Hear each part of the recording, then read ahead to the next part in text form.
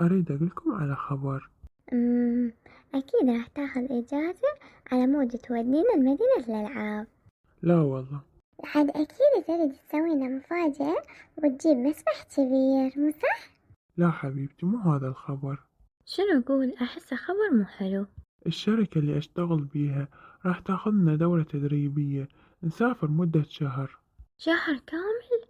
تريد تبقي مسؤولية البيت كلها بوجهي لمدة شهر؟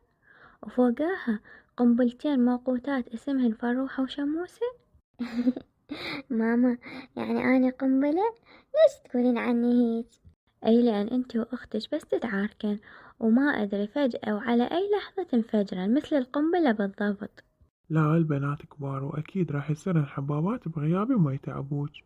نقول إن شاء الله. حبيباتي فروحة وشموسة، أريد أوصيكم على شي قبل لا أسافر. أي بابا قول، إحنا نسمعك. أريدكم تتعاونون ويا ماما وتصيرن طيبات وهادئات وما تتعبنها أبد. وإذا طلبت منكم مساعدة بسيطة سووها بكل حب، بدون ما تقولن أوف وأوف مثل العادة. أوكي بابا. ولا تسوون شغلات خطرة وتلعبون بالكهرباء لو بالنار. أي شي تردوه طلبوه من ماما. أي بابا أكيد لا توصي حارس، سافر وأنت مطمن، إحنا تربيتك. أوكي حبيباتي، عاشتيتكم يا بطلات. بابا، مو تنسى تجيب لنا هدايا وياك.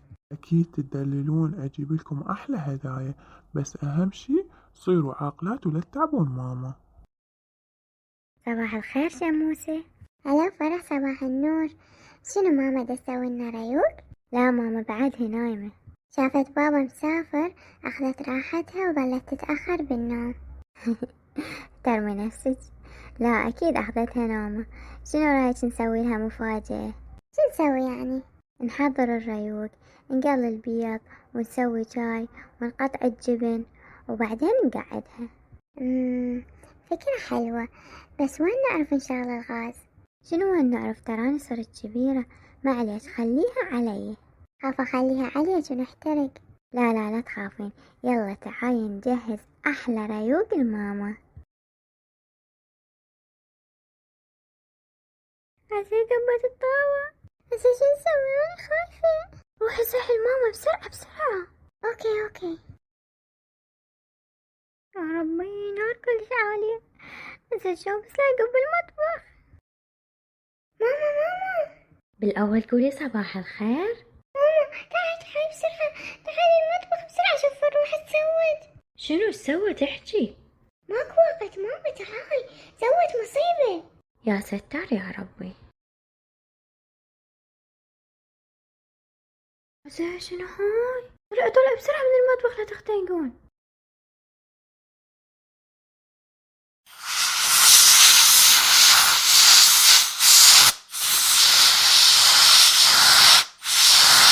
الحمد لله وأخيرا طفت.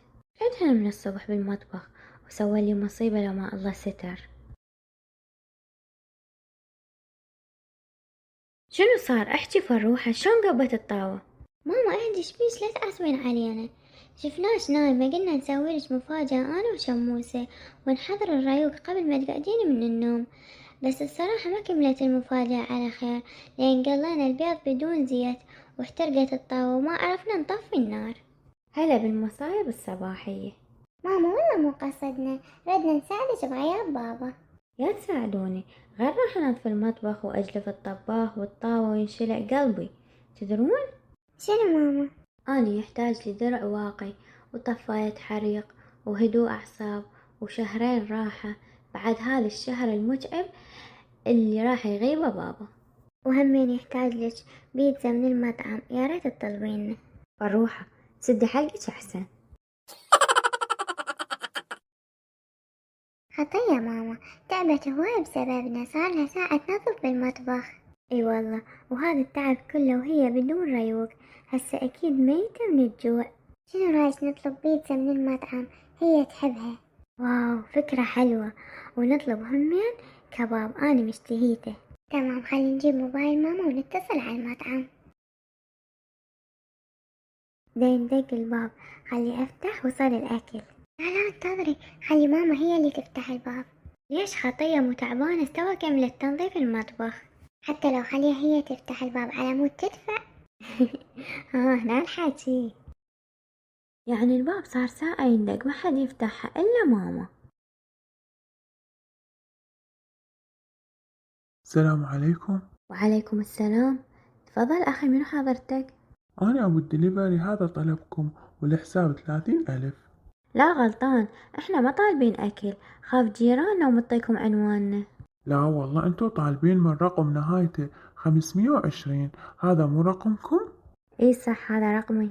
أي لعد أكيد إلكم الطلب، بنية صغيرة اتصلت. ما دام بنية صغيرة يعني الطلب إنه بعد أنا تعودت على مصايبهن. اي والله إلكم، اذا ما صار زحمة جيب 30,000 لان مستعجل على مود اطيش الطلب. تمام، انتظرني لحظة هسه أجيب لك الفلوس. بنات، ليش طلبت أكل من المطعم ب30,000؟ ماما مو انتي تعبتي بسببنا، ردنا نعوضك ونقوي قلبك بالكباب والبيتزا. اي بس مو بهاي الكمية الكبيرة، وبعدين وين اكو واحد ياكل كباب من الصبح؟ عادي الكباب ينوكل بأي وقت. يلا ماما خلينا ناكل قبل لا يبرد. اي ماما حبابة، خلي نأجل السوالف ورا الأكل. طلعتوا انتوا المشتهين الكباب. تقريبا. يلا تعالوا ناكل، بس بعد لا تطلبون شي بدون ما تقولولي. اوكي ماما تدللين. السلام عليكم، أنا جيت. بابا. ماما ايش عجب رجعت؟ اي صح، مو قلت ابقى شهر كامل؟ شو بقيت بس يوم واحد وحتى ما كملته. اي مو مدير الشركة، ابوه توفى الله يرحمه، ولغوا الدورة التدريبية ورجعنا. مزيان رجعت، بعد ما استحمل مصايب اكثر من الكباب والبيتزا والحريق وغيرها وغيرها. يا كباب يا حريق. بابا عندنا سوالف طويلة وأحداث هواي صارت بهذا اليوم، أريدك تسمعها. وعلى الشغلات اللي صارت بغيابك أنا أحتاج دورة تدريبية شلون أصير أم وأب بنفس الوقت. ولهنا تكون انتهت حلقتنا لهذا اليوم. إذا عجبكم الفيديو لا تنسون اللايك والاشتراك بالقناة، وكتبوا لي رأيكم بالتعليقات، وصلوني 1,000,000 مشترك إن شاء الله ما بقى شي.